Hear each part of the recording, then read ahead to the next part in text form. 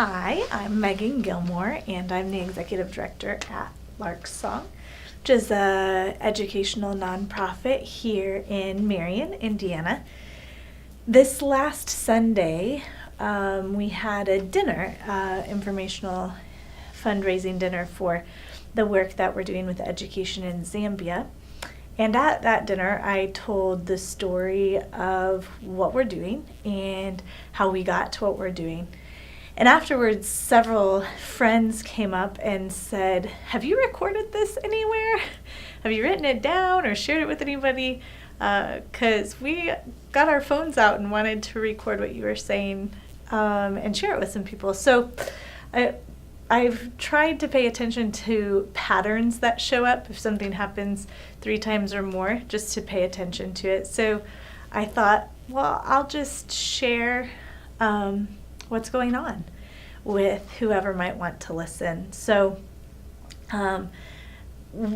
I think that it's best to start in 2004. That might sound like a long time ago, and I promise I won't go every year blow by blow since then, but there's a significant shift for me personally during my undergraduate program at Indiana Wesleyan University. I studied psychology and leadership and really just wanted to help people and wanted to learn about people and why they work the way that they do.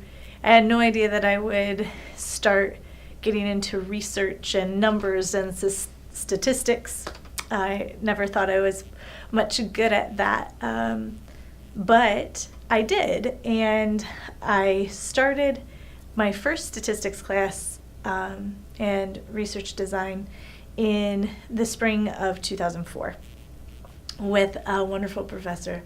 His name was Michael, and he challenged me to think in a lot of different ways. And the group that I was working with, we studied sexual behavior and spirituality amongst college students, and used as our sample 3 different universities.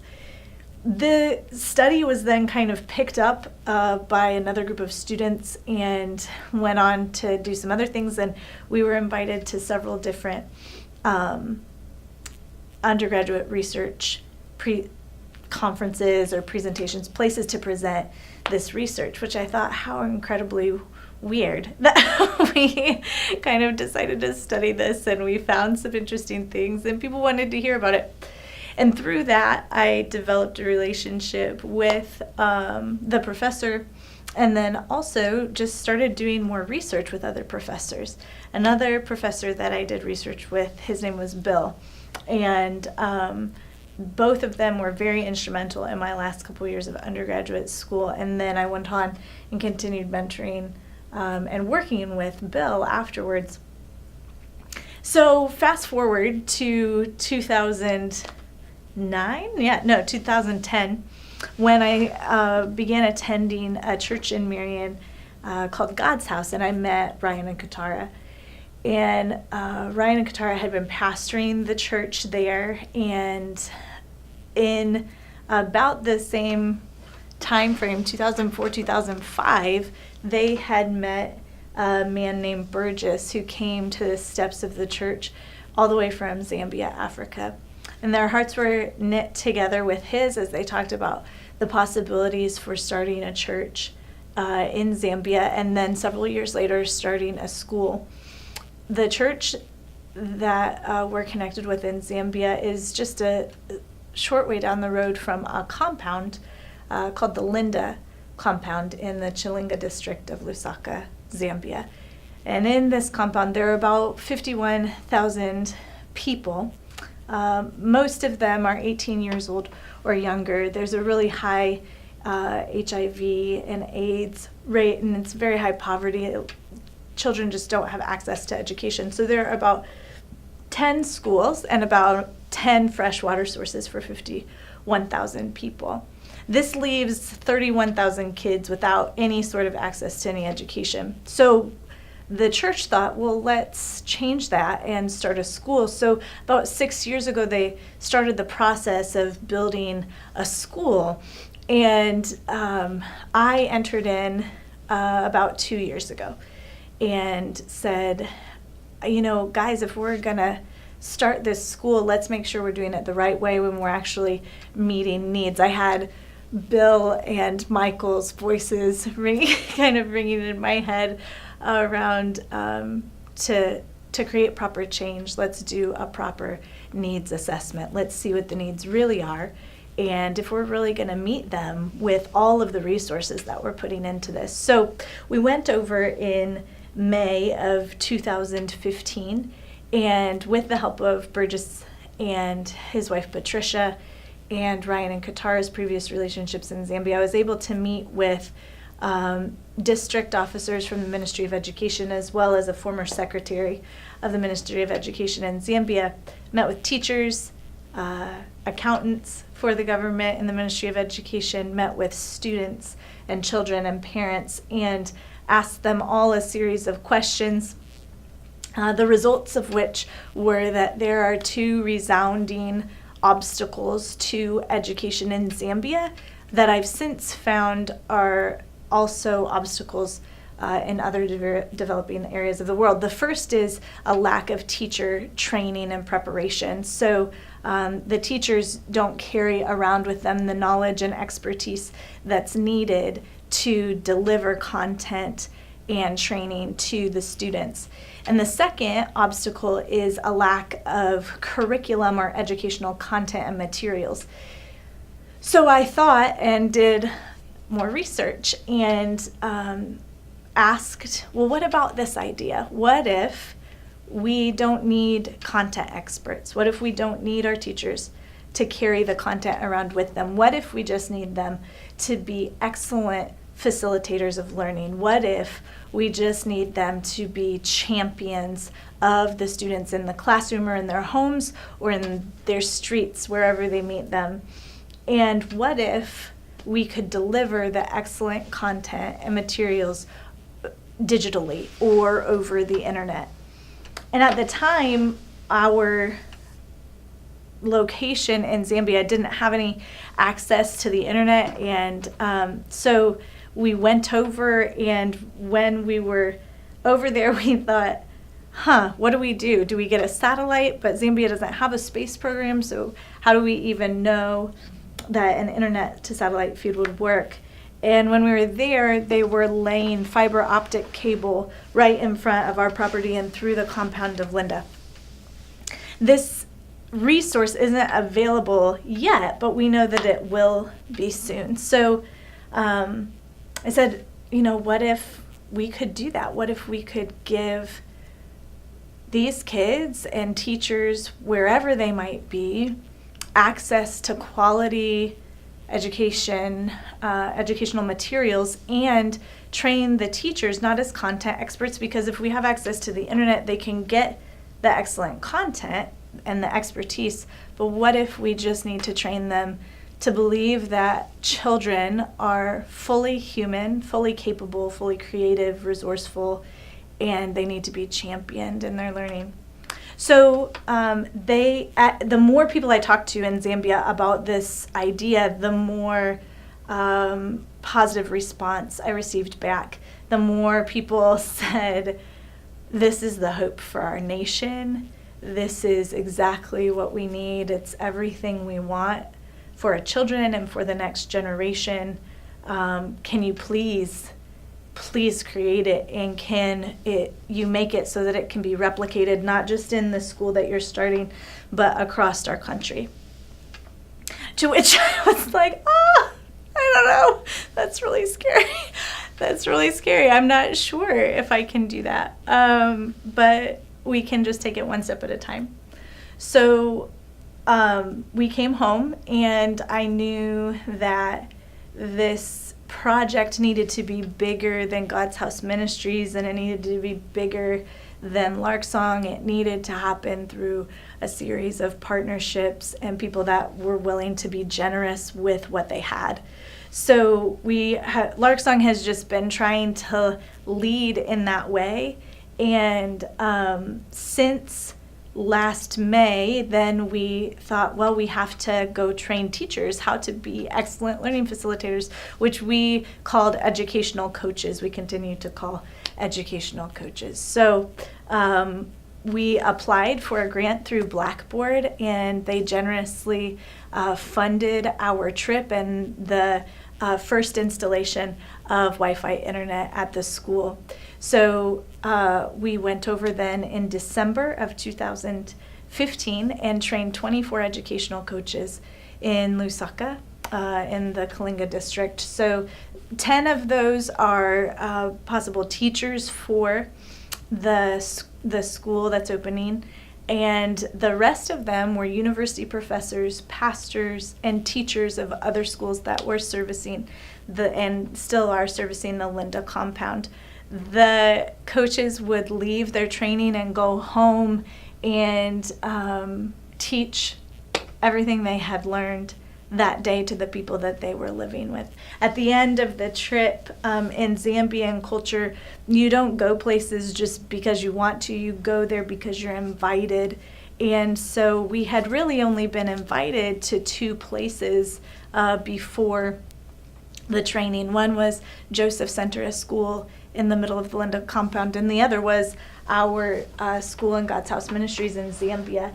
And so as we were driving in, our host, Burgess, was getting invitation after invitation of people and schools and homes that wanted us to come and visit them. And so our team in December, which consisted of myself, Levi Huffman, Erica Iyer, Bria McCarty, and Emily, were able to walk through Linda and talk to the kids and love on them and go into the homes of the people we had been training with for those several days.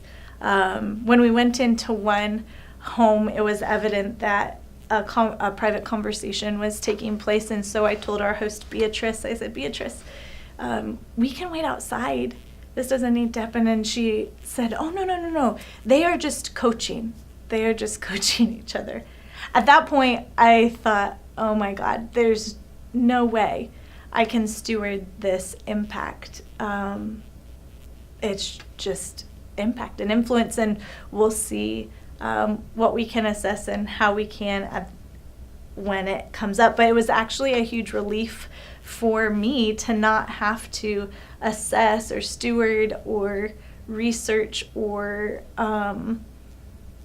put numbers to the impact that was happening there.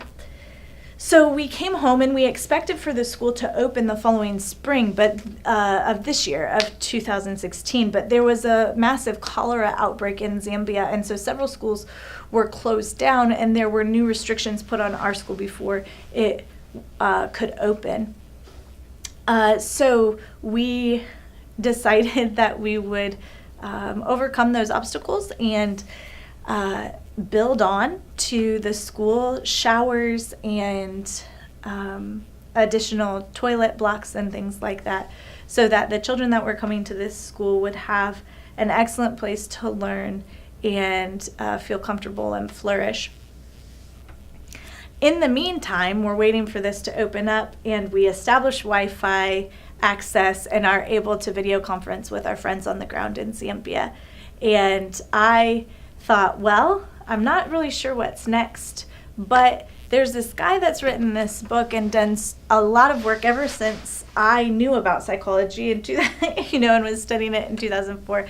His name was Marty, and I reached out to him via email and said, hey, one of the things I would love to do, he wrote, his most recent book is called Flourish.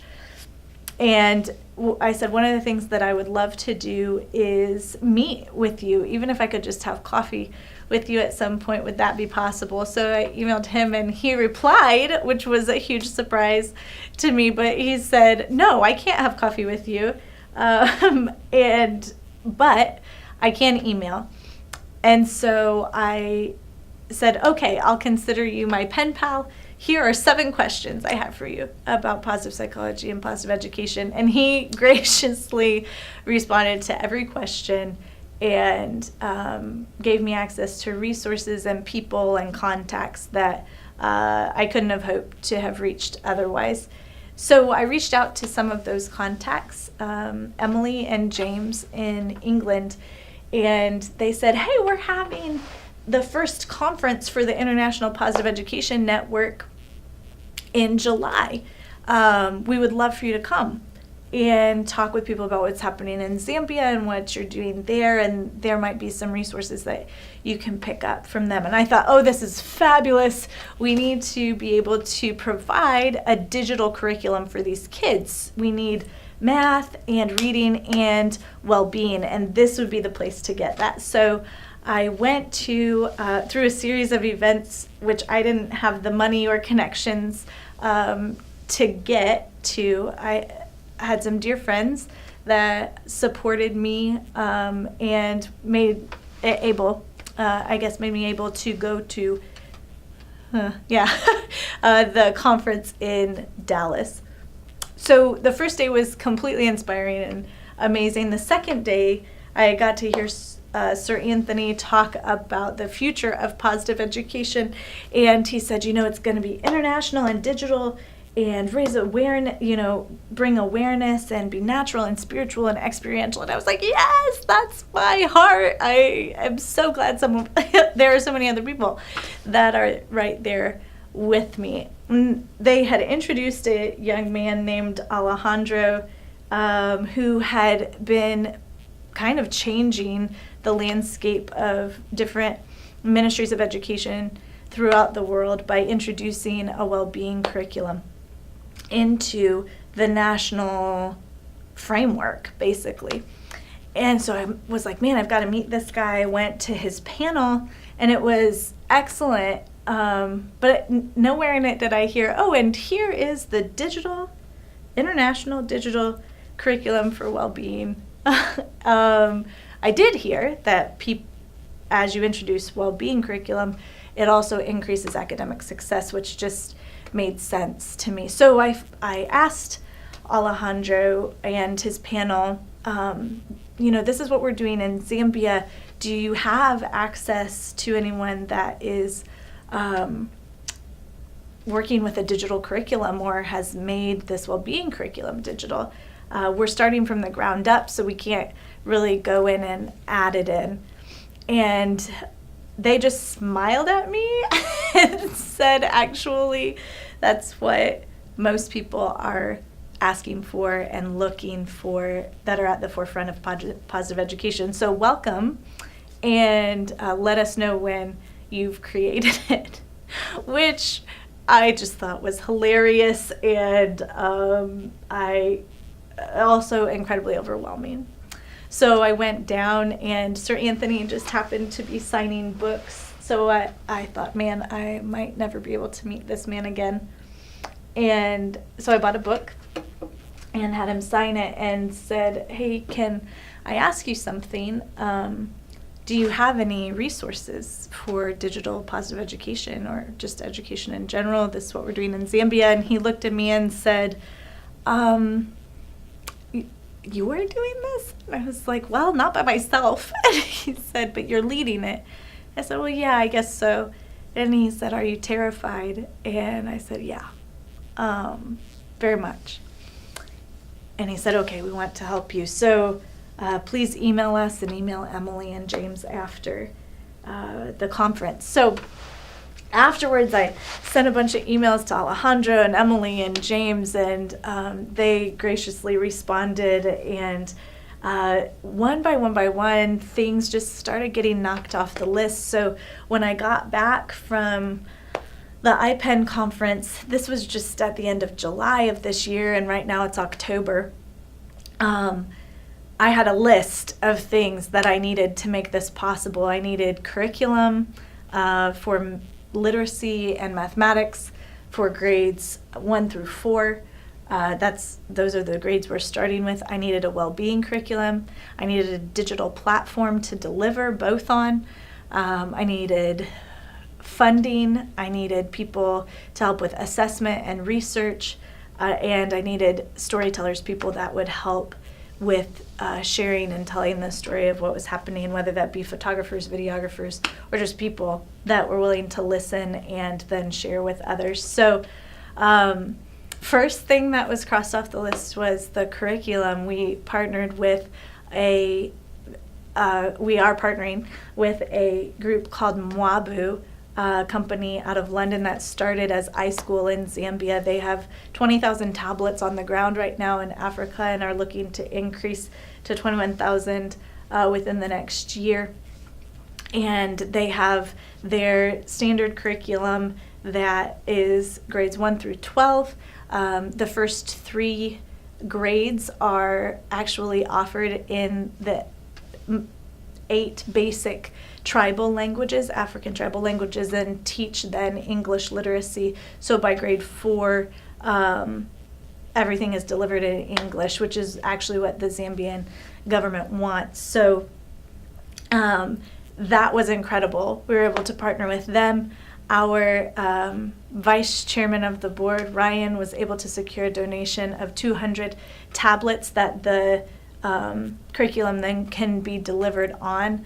We have continued to partner with Blackboard and are using their free learning management system called Course Sites to deliver the well-being curriculum on, as well as partnering with my good old friend Bill and Life Discovery to use their life purpose model as a framework for developing the well-being curriculum. We then were like, okay, this is coming together. This is amazing. We still need funding. We still need storytellers. We still need assessment. And just this last week, I was able to connect with my old professor, Michael, who's now teaching at Michigan State University. And as soon as he responded, he and a colleague of his are willing to help us with the assessment and research design. A whole bunch of things started flowing in. So we have our friends at IPEN that have helped with the well-being assessment piece. We'll be adapting the well-being assessment for young children, which will be amazing.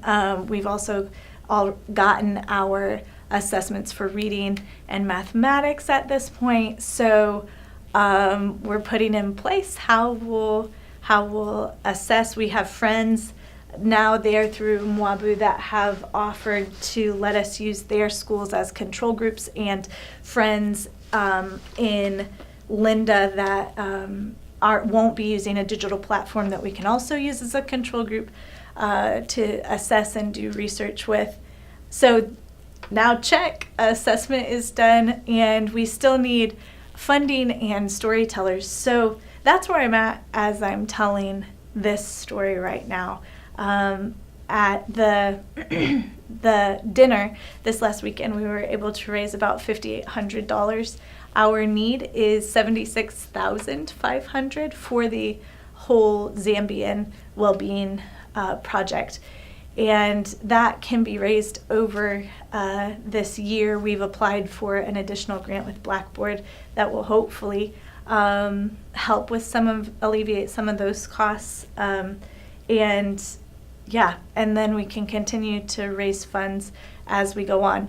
In the next couple weeks, we need to raise about $10,000 more for our trip over at the end of November. During that trip, we'll be registering students for the school. We'll be doing research and assessment. We'll be implementing this well-being curriculum for the first time. We'll be putting tablets and training the teachers in the digital educational delivery system, and just making sure that school is ready to go. We actually named the school just a couple weeks ago, and it is called the Kelelo School. Kelelo is a Tongan word that means everyone's right to live fully, and it includes the right to education and the right to information. So we thought that that was perfect for the start of this educational movement in Africa. We've already talked with people in India, in England, in Liberia, in other African countries that are just waiting for us to be done so that this can be delivered in their classrooms too. So that's where we're at. We still need, I guess, $70,000 to complete the whole project. So if you can give at all to that, there will be a link with this video, but you can just go to larksong.com/contribute. You can make a tax-deductible donation online. It's larksong.com/contribute. And the last thing that we need are storytellers, so people that will be willing to take some pictures and help us with some videos and get this story out to the people that need to hear it. So I have so many other things I could say and so many more miracles that have happened, but I think with that you get an idea of the picture of what is going on and what the possibilities are and how quickly this could be replicated with more people behind it. So thanks for listening, and share this with whoever you think would be willing or wanting to partner with us to help more kids around the world have access to quality education and also help them flourish in their well-being. Thanks.